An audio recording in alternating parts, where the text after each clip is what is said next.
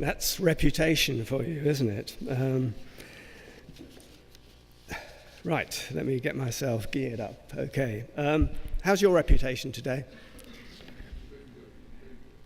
I'm feeling really good, you know. I sort of woke up this morning, opened my laptop, and there were 2 emails. One was from academia, which told me you are now in the top 4% of researchers on academia. There are 50 million people probably on academia by 30-day views. Wow, that sounds pretty good. Yeah, I've calibrated myself, I'm feeling good. And then the other one was from ResearchGate. Hey, it said, congratulations, Dave. Dave, notice, social, part of the scene. Your research is making sparks. It got 400 reads.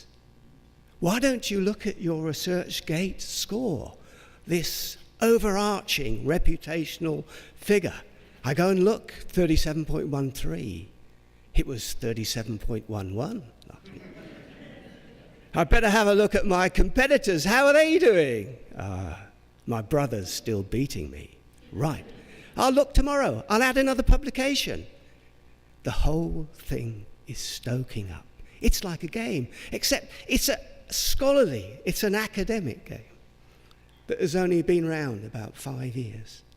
And it's emerging technology which I think is actually going to wipe out many of the kinds of ways that we behave. And we've done an EC project in which we've looked at these reputational platforms, if you like, and began to actually look at what they're doing, particularly in the open Web 2.0 world of what does reputation mean. Okay.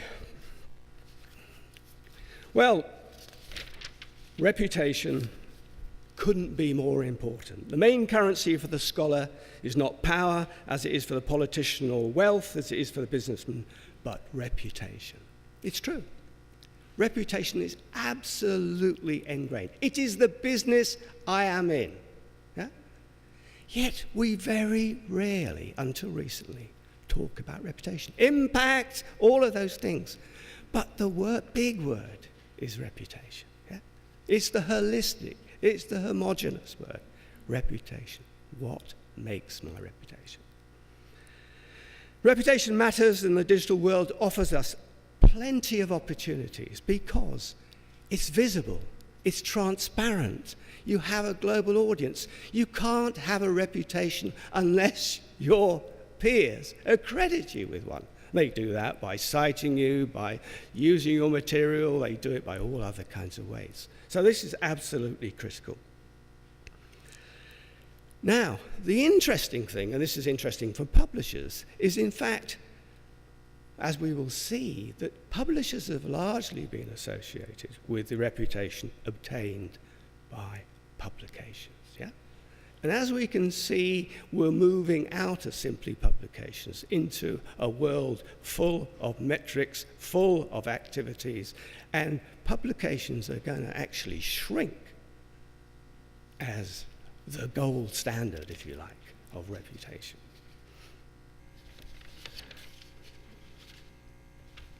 Now, traditionally, and this has been going for as long as I can remember, I've been a researcher for 35 years.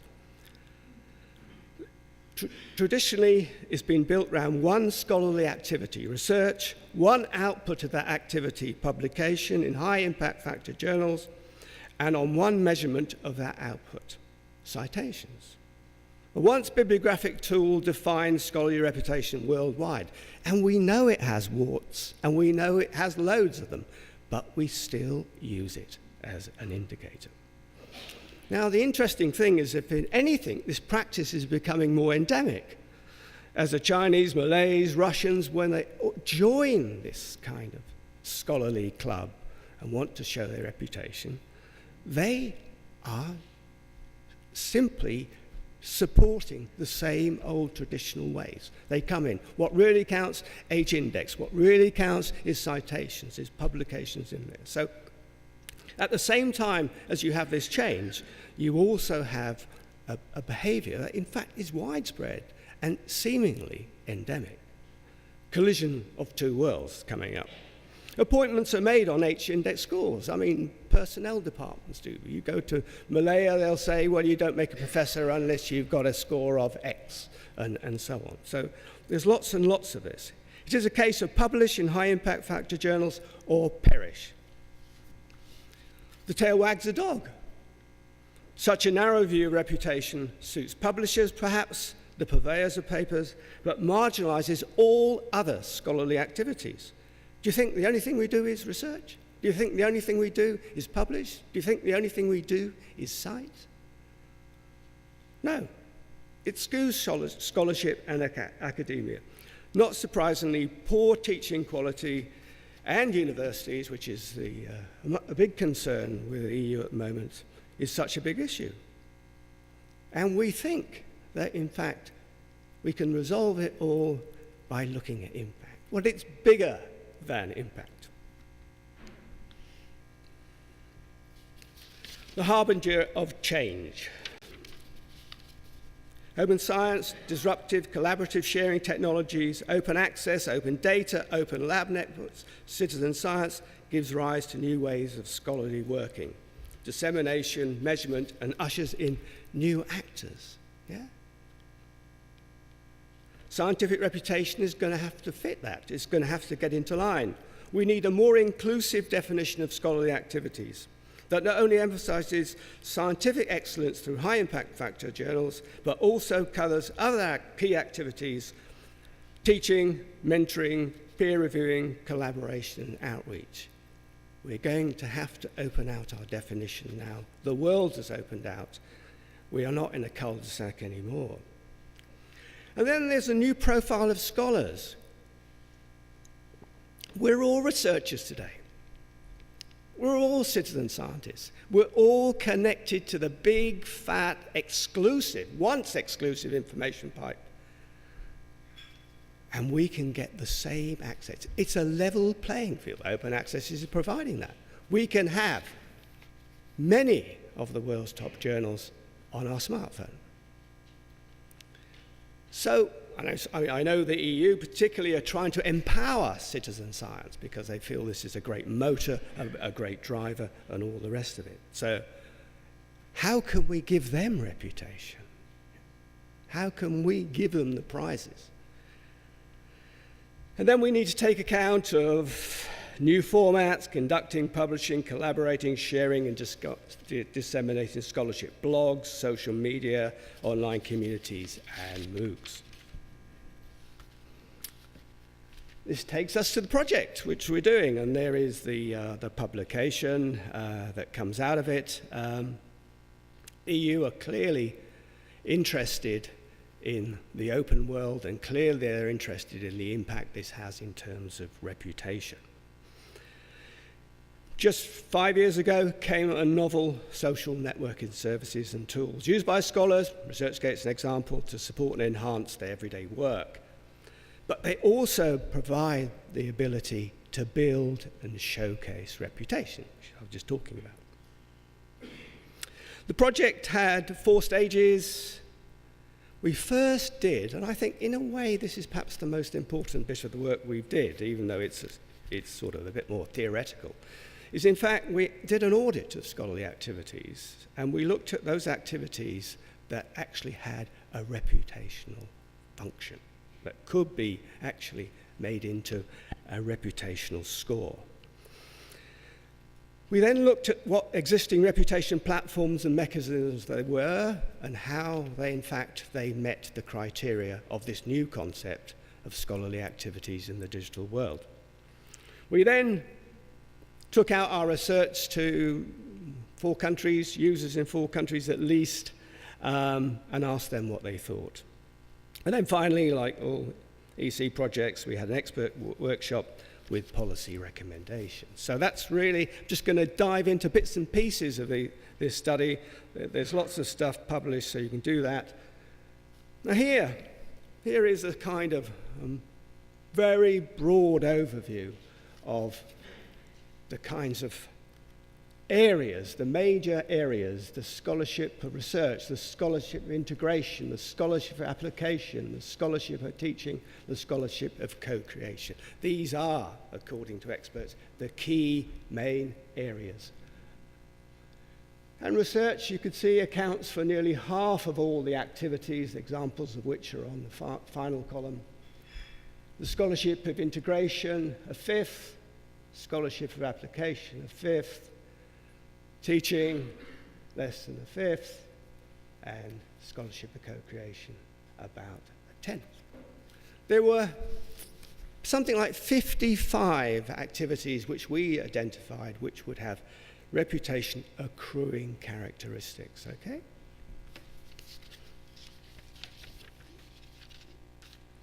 Well, we then looked at the platforms that were existing. Of course, it's an emerging technology.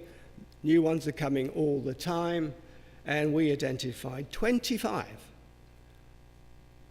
And they together covered about half of the activities. So half of the activities that we reckon are scholarly activities which should obtain a reputational score are not actually being covered. And as you can see, that in fact most of the scholarly activities which get recorded and measured in these publications, even the emerging ones like Kudos, ResearchGate, are still largely focusing on the research element. Okay, opening up the research element, but actually not doing much about the other activities. Look at teaching, just 3. Teaching fundamental? Well, part and parcel of research, is it not? Why is it? The irony is, you can go online, you can find out everything I do as a researcher. You could see how many publications, you could see what people said about it, you could count the numbers and all the rest of it, but you can't find a single thing about me as a teacher. Why? Oh, it's personal. Is it? Why isn't research personal? We still live in a world of rather strange compartmentalization. Okay, we asked in a survey, European-wide survey, of what scholarly activities researchers thought contributed towards their reputation. And no surprise, conducting research was by far the first. And no surprise, disseminating research via blogging and tweeting was the lowest of them all, okay? Teaching, sort of middle to low. The interesting thing is, apart from, well, I suppose you would expect that, wouldn't you, is that when we ask employers, or what employers think, they actually, as you can see, rate social networking and blogging even lower than scholars. And the biggest difference in regarding management, which is considered much more important by employers. So there's some sort of, differences between how scholars view scholarship, scholarly activities, and employers. What about the benefits of reputational platforms for the academic community? Build a dynamic digital identity you can control. Now this is like a digital passport. It's quite an interesting concept. Build a reputation more quickly. Much, much more quickly. If you were just citations, you'd have to wait for about 5 years before you even registered. You can register immediately on ResearchGate, almost, yeah? Because usage comes almost instantaneously. So you can build a score much more. Guess who likes building scores more quickly? Everyone, but mostly early career researchers. Calibrate and benchmark your reputation. That's part of the game. That's part of the game. Are people who you know beating you, or are you beating them? Academia is very, very competitive. So not surprising. Provide great opportunities for collaboration. Get ongoing peer feedback. Attract the attention of colleagues to your researchers. make research and its impact more visible to a larger and wider audience. Global audience. Better understanding of who are the most valuable contacts in their specialism. More efficient access to research. Aha, no passwords costs. And they have huge archives. They are the new distribution center for journals, or could be. Be spotted by editorial teams, scientific authorities. So there's a lot of reasons for actually wanting to actually use these platforms. What about the negatives? Skew towards research, still cute. I mean, ResearchGate, despite what it's trying to open up, still depends, your reputation depends quite strongly on the impact factors of the journals that you published in. Right? Okay. They've probably got a problem because they can't stray too far away from traditional reputation, otherwise nobody will believe them. On ResearchGate, you can actually make a high score, make your reputation by answering and asking questions. Now is that an activity that should rate next to publishing high impact factor journals? See, we're shaking the trees. We're shaking the trees. There's no point shaking the tree before because there's only one apple on it. There's loads of apples on it. Teaching, still neglected. It's just amazing that really, I think the Americans are doing more in this field, you know. I mean, there's a platform that actually looks at the PhD students that you supervise, and if they become presidents or, you know, in charge of Fiat or something, then your mark is higher, isn't it? Because you've actually done something. Well, that makes sense, doesn't it? Doesn't that sound a good thing? If all your PhD students became governors, presidents, wouldn't it say something about me? Wouldn't it boost my reputation? Yeah, but you can't do it in Europe. Oh, okay. And then there is a palpable mistrust of social media, the crowd, and the open. At this workshop we had, there were people worried about, in fact, hippie science. If we go open too much, we'll lose all our credibility. Who are these people? How do you know you can trust them? Who are the crowd? Where do they come from? What experiences they got?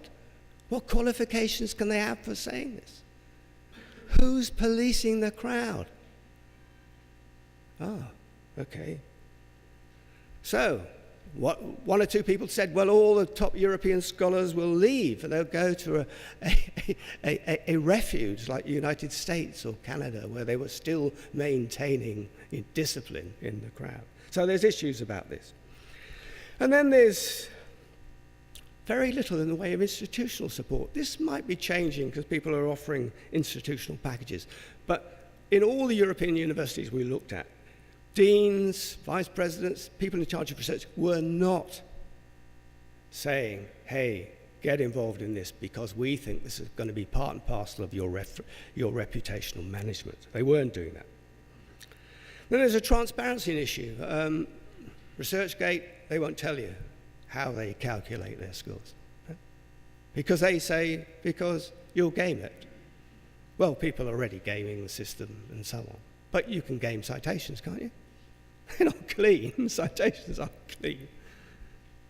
So there's no transparency. So if you did put all your eggs in one basket, and you didn't know how transparent that system was. So there's going to have to be a give and take over this. Reputational systems become too powerful, as citation ones are. Yeah?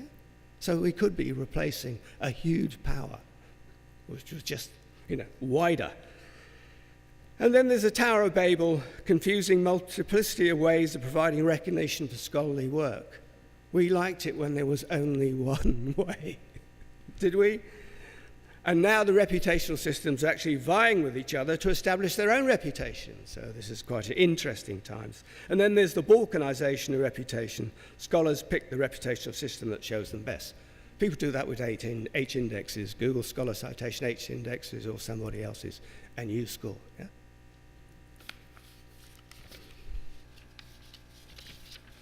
Taking stock and the future. In every subject and country studied, there are scholars using emergent platforms. I reckon there's about 50 million people using these platforms at the moment. And it is growing like topsy, massively.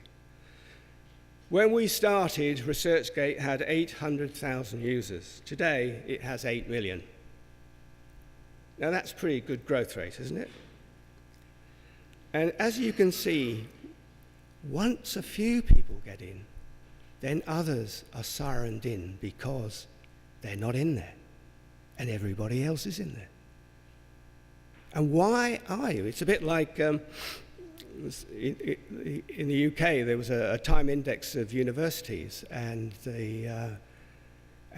some universities that kept coming 150th out of 150 decided they wouldn't release their data. So they got a little score saying, no data supplied. Well, it can be a bit like that if you don't actually put yourself into these reputational platforms. Is it because you're scared too? Because you are a professor, but you're not really that great? So scholars that are at the moment are dipping their toes. They're trying them out. They're seeing how they're going. Even the naysayers, this is always a sign of any emerging, even the people that don't like them, don't use them, believe they are the future. Yeah? That is cast iron landed. When people say that, you know it will be. Because they used to say the same about Google Scholar, the same about Google and all of those other things. So all the other things we abused, they'll be there. Significantly is young researchers of the new wave who have the most encompassing view of reputation. That's heartwarming, isn't it? Isn't that heartwarming? Because they are the new wave. And of course, it also enables them to fast-track their careers. Publishers benefit, of course, from traditional reputation, but possibly being slow to wake up to the new reputational paradigm. They might even lose their warehouse function, that is, supplying journal articles, because I can't remember how many academia has, but it has millions and millions.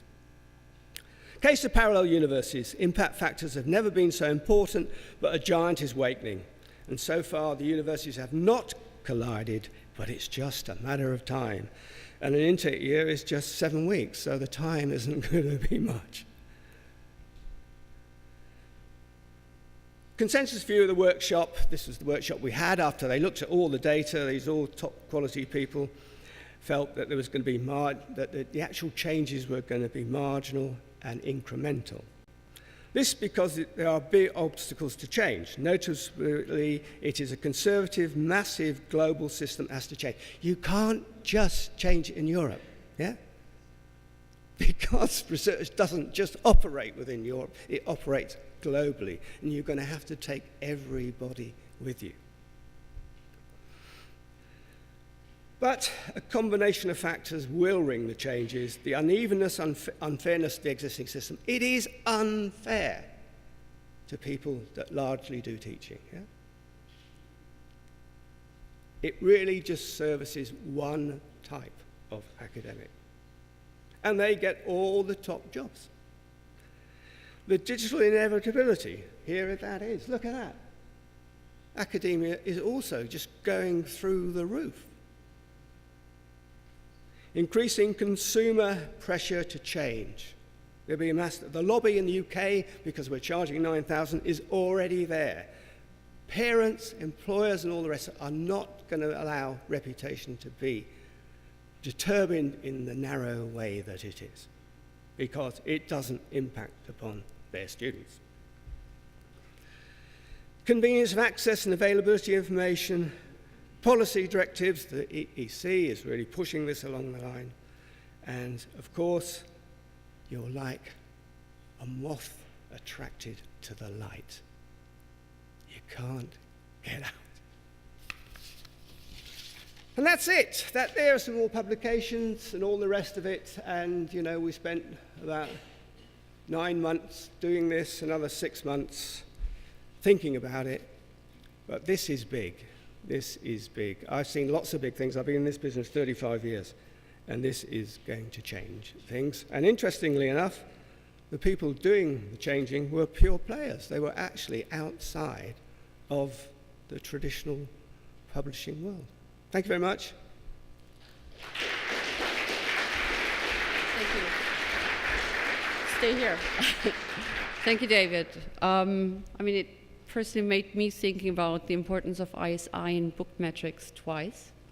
Your presentation. Maybe this is a kickoff for a good discussion we can have. So, comments, questions? Yes, sir. Sorry. Good morning, Richard Wynn, Aries Systems. The average manuscript has, I think, 8 or 10 authors, and some scientific manuscripts have 5,000. And research funders increasingly want to know who did what. If you're going to build a reputation, your name's on the manuscript. At least now we have ORCID, so research funders that spend $1.7 trillion a year, at least they now know who did the work. The next question after you know who did the work, what did they do? So there's a taxonomy that's emerged through a group called CASRE, supported by funders and other institutions, that will let the taxonomy terms such as research curation, writing, experiment design be associated with each individual author. And this seems to me like a great way for the publishers in this room to add value to the process and redefine the reputation equation. And I wondered if you could comment on that taxonomy and what you think about it. No, I think that that's a brilliant idea because, as you say, there's that halo effect. You add, and I mean, let's know we know some people are paid, to actually join or pay to join an authorship and all the rest of it. So yeah, no, I think that just targets reputation much more effectively, and I'm sure that it will happen. Those kinds of things, it will just enable us to get closer to the reality. Yep. No, I think it's a good idea.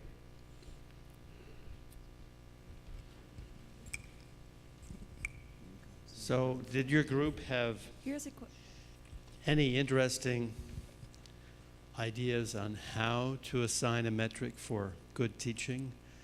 You could imagine a Yelp poll, you could imagine all sorts of things, but there are very few things that are actually in place. No, and I mean, we're going to have to start, aren't we? I mean, how long has research measurement have been going on? About 150 years. We ain't going to do it at night. But we're not even trying. So, for instance, I mean, let's first blow away these confidentiality things, because parents pay, policy, governments pay, why can't you find out whether I'm a lousy teacher or a good teacher, whatever else? You can find that out for research, yeah? Okay, and you could arguably say there are more people at harm from bad teaching there is. Now, in the UK, it's funny enough, it's newspapers, but newspapers are beginning to do this, you see, because they know that parents, want to know whether the universities they're going is, a 5-star thing, sort of good accommodation, good teaching, whatever else, good libraries. And there's a thing called the National Student Survey in the United Kingdom, right? And it goes out to every student, and all the universities encourage their students to fill it in. I can't remember how many students, but hundreds of thousands come back. Those scores, they're not about individuals, they're scores regarding subjects or departments, because that's still a bridge too far, right? Now, that score that you get, whether the teaching was good, or whether you got support, and is factored in to the Times Index of ranking British universities. And interestingly, and maybe this is where the pressure is coming from, the research weighting within this sort of how do you jug Oxford, Cambridge is beginning to shrink, and the teaching one is beginning to actually be added to. So we are making ground, and I think we can do it with PhD students much more easily as we can do it whatever else. But yeah, it's a hard job, but it's a fantastic area to go for, isn't it? It's just open. It's huge.